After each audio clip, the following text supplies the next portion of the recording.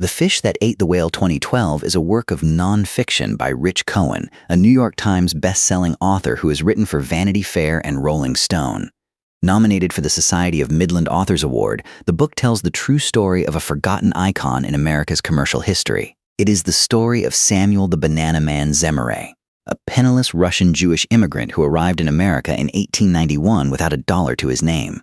By the time he died in New Orleans 69 years later, he was one of the most influential men in the world.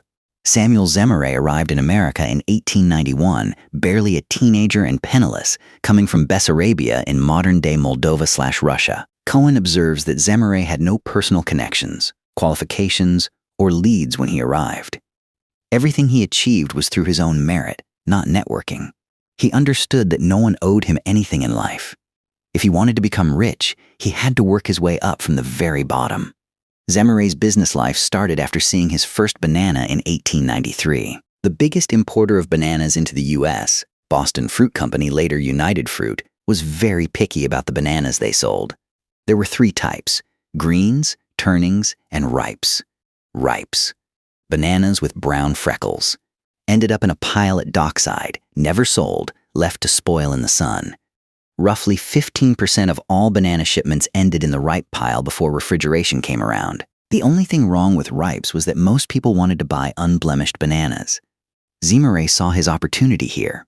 He shrewdly purchased the neglected bananas for a substantially lower cost and established a distribution network that synchronized telegraph messages with train schedules to connect buyers across the system. Everything he made was pure profit because he paid almost nothing for the fruit, and someone was always willing to buy cheap bananas. Zemurray partnered with Ashbel Hubbard to form Hubbard Zemurray.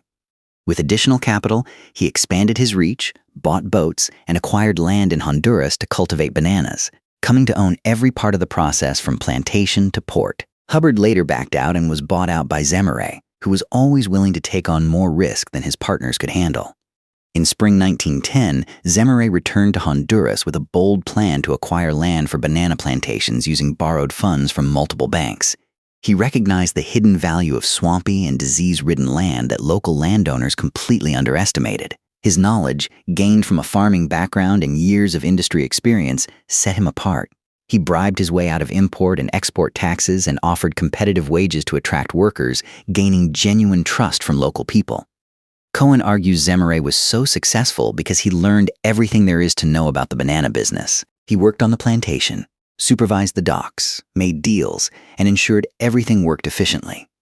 This completely separated him from the managers at the United Fruit Company, who were so alienated from ground workers that they had forgotten who worked for them. Unlike most competitors, Sam had taken up residence in Honduras, working the fields alongside his men and going out drinking with them in the evenings. He was a beloved figure throughout banana country on the Central American Isthmus.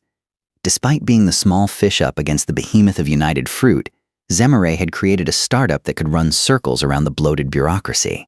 His banana innovations produced bigger, fatter, better bananas and resulted in far higher profit margins. He pioneered selective pruning, cutting runts and dwarfs while still growing, improved drainage with canals and spillways, purposely flooded fields to use silt as fertilizer, tied trees to bamboo to protect against high winds, and introduced overhead irrigation during the dry season for year-round consistency. He was more efficient, more innovative, more nimble, with a happier, higher-skilled workforce than his massive competitor.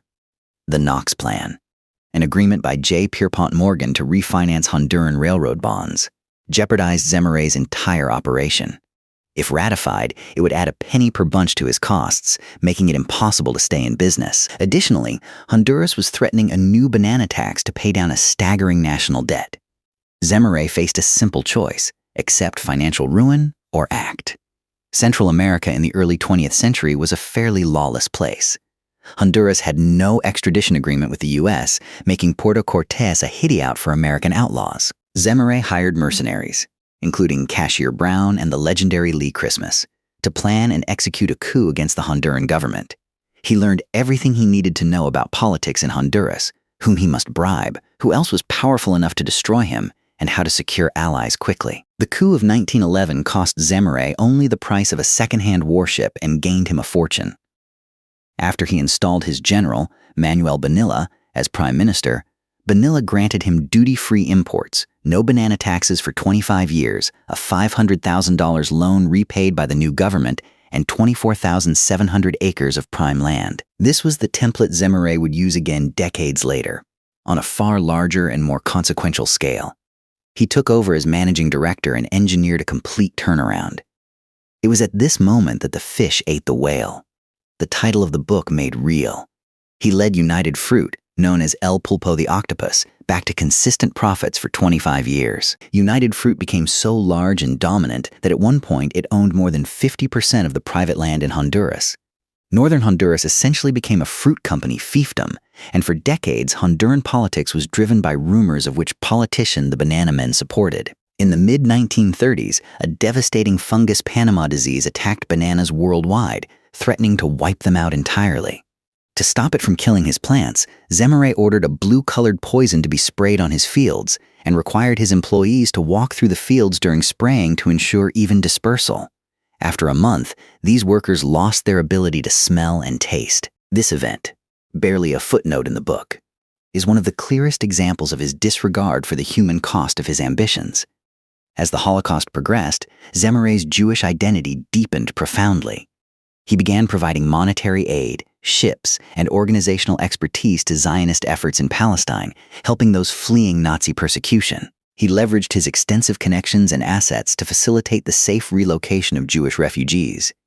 He used his Latin American connections to rescue 37,000 Jewish refugees to Palestine as part of the Brecha movement, skillfully navigating British naval regulations and administrative barriers. Zemmour was also instrumental in securing Central American votes for the UN partition plan for Palestine in 1947. He had enough means and influence to cajole, strong-arm, and bribe leaders of Latin American countries to vote yes to the formation of the State of Israel. As Cohen notes, every vote from Colombia to Mexico was for sale, and Zemmour was the man who could buy them. Guatemalan President Jacobo Arbenz had begun land reform policies that threatened United Fruit's massive land holdings. United Fruit was the single largest landowner in Guatemala. Zemmour needed to act. He played a pivotal role in what became the CIA-led coup of 1954, backed by the U.S. government under President Eisenhower. To manufacture public support, Zemmour hired the legendary PR genius Edward Bernays. Bernays' strategy was brilliantly cynical. Convince Americans that Guatemala had become a communist beachhead, convince Congress the issue was a political winner, and convince the CIA it was time to act on the ground. Bernays would not make the world better for bananas. He would make the world better for American politicians, who would make the world better for the CIA, which would make the world better for bananas. As Cohen writes, if you want to advance a private interest, turn it into a public cause. In almost every act of our daily lives, whether in politics or business, in our social conduct or our ethical thinking, we are dominated by the relatively small number of persons who understand the mental processes and social patterns of the masses, who harness old social forces and contrive new ways to bind and guide the world. The coup Operation PBS success succeeded in 1954, but it triggered the beginning of the end for United Fruit. At the time of the coup, United Fruit led its industry by every measure. Within a generation, it would trail Standard Fruit in nearly every category. Meant to prevent a communist beachhead in the hemisphere, it helped create one. In Cuba, meant to make Guatemala friendly for the company, it created such hostility that United Fruit was eventually forced to abandon the isthmus altogether. An antitrust lawsuit followed in 1958. United Fruit lost and was forced to create a competitor one-third its own size in Guatemala. Cohen argues that Zemmour helped destabilize the region and contributed to the bloody 36-year Guatemalan Civil War. In his later years, as his health declined and his company crumbled under antitrust pressure and public backlash, Zemmour became increasingly isolated. The death of his son Sam was devastating.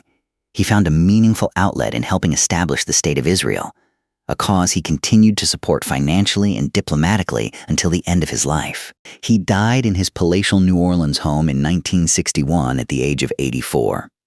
Today, many of his descendants remain involved in Central America as anthropologists, art experts, and academics, perhaps coming to understand the workings of Sam's machine even though he never did. If he had questioned the workings of the machine he had set in motion and tended so long, he would have been a great man.